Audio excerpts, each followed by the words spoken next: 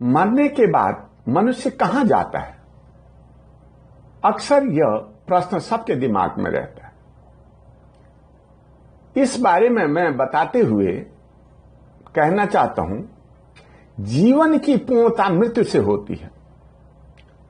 मनुष्य के सब सांसारिक कर्म, सब झंझटें उसी समय समाप्त हो जाती हैं जब शरीर से प्राण निकलते हैं।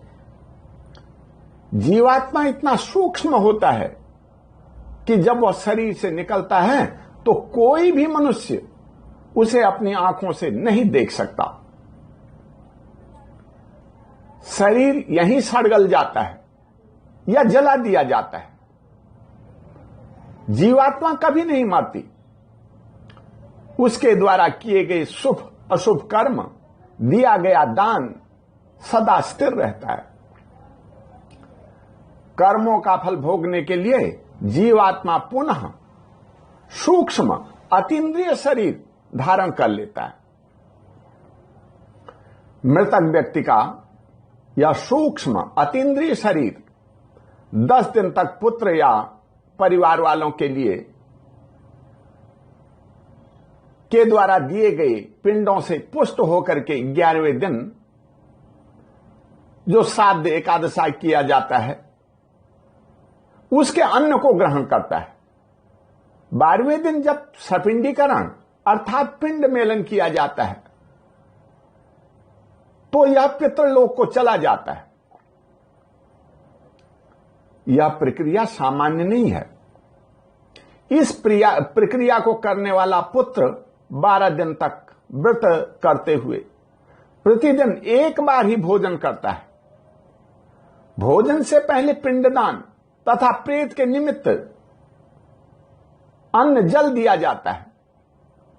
दंड धारण करते हुए, बिना सिले कपड़े पहनते हुए,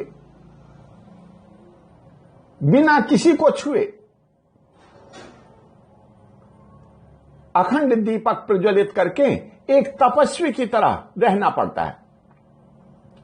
शास्त्रीय विधि से जब वह शुद्ध चित्त होकर के एकादशा तथा द्वादशी का कर्म पूर्ण करता है तभी वह और्ध्वदैहिक क्रिया से अपने पिता या माता को अपने पितरों के लोग, जहां उसके दादा परदादा या दादी परदादी गई हैं, वहां पहुंचाने में सक्षम हो जाता है। उसे नरक की यातनाएं नहीं झेलनी पड़ती। वह सदा पितृलोक में प्रसन्न रहकर अपने पुत्र और पौत्र द्वारा दिए गए श्राद्ध, तर्पण आदि को प्राप्त करता है और प्रसन्न होकर के अपने वंशजों को उत्तम कर्मों के लिए प्रेरित करता है। दुर्भाग्यवश यदि कभी किसी पर विपत्ति भी आ जाए तो पितृगण अपने पुत्र पौत्र की पुकार सुनकर के तुरंत पहुंच जाते हैं। उसे सभी कष्टों से, परेशानियों से बचा लेते हैं। जिसके पिता प्रसन्न हैं उसके घर में कभी विपत्ति आती ही नहीं है। वह निरंतर फलता फूलता जाता है। जो मनुष्य इस पितृकर्म को भली भांति करता है वही पुत्र कहलाने का अधिकारी है। शास्त्र का वचन है,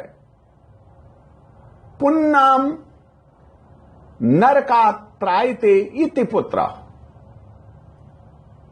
नरक से जो रक्षा करता है वही पुत्र है।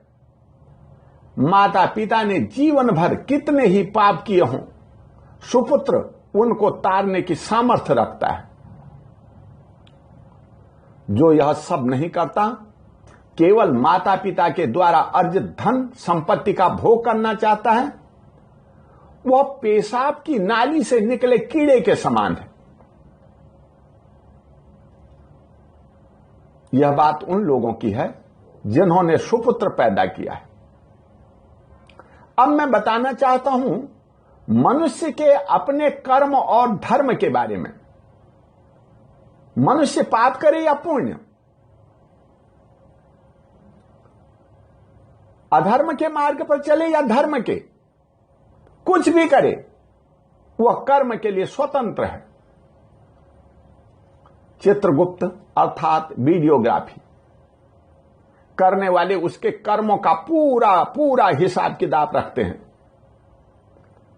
पंच भौतिक शरीर को त्यागने के बाद सूक्ष्म अतीन्द्रिय शरीर जब प्राप्त होता है, उसके द्वारा पापी तथा अधर्मी मनुष्य को नरक की तमाम यातनाएं भोगनी पड़ती है।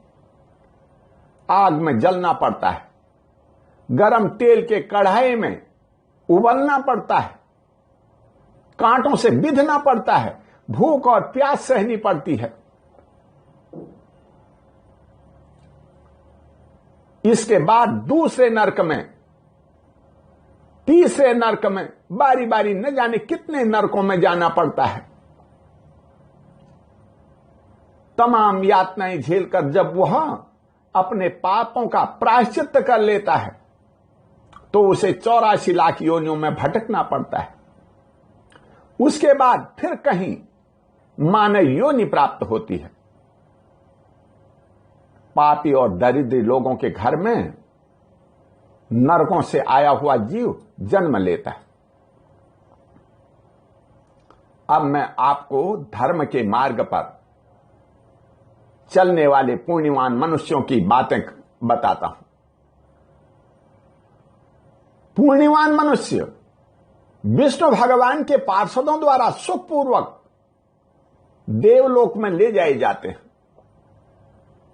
वहां सभी देवी देवता, ऋषि मुनि, तपस्वी, महात्मा जन अपने सूक्ष्म अतीन्द्रिय शरीर धारण किए हुए भक्ति में लीन है। कीर्तन निरंतर चलता रहता है। शंख घंटे की ध्वनि के साथ साथ अनेक दिव्य बाजे गाजे बज रहे होते हैं। जो इच्छा हो वही प्राप्त हो जाता है। धर्मराज सभी के गुणों का बखान करते हैं। दैविक, दैहिक और भौतिक किसी प्रकार का कोई कष्ट नहीं है।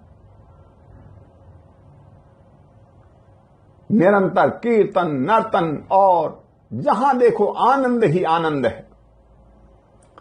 लाखों वर्षों तक मनुष्य देवलोक का सुख भोगता है। यहां न जन्म होता है न मृत्यु होती है। जब मनुष्य अपने शुभ कर्मों का भोग कर लेता है तो स्वयं मृत्यु लोक में आकर के फिर श्रेष्ठ मनुष्यों के, धर्मात्माओं के घर में जन्म लेता है। अपनी भक्ति को जहां उसने छोड़ी है पूर्व जन्म में, वहीं से आगे बढ़ा करके मोक्ष प्राप्त कर लेता है। यह बात मैंने अधर्म और धर्म के मार्ग पर चलने वाले लोगों की गति के बारे में बताई।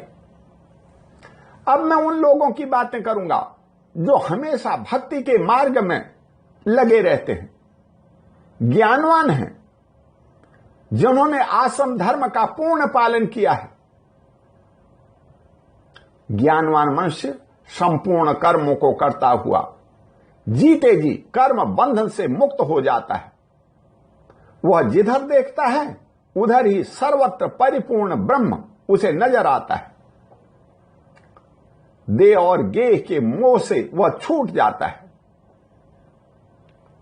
ओम नाम का उच्चारण करते हुए जब वह शरीर को त्यागने लगता है तो जीवात्मा परब्रह्म परमात्मा में मिल जाती है।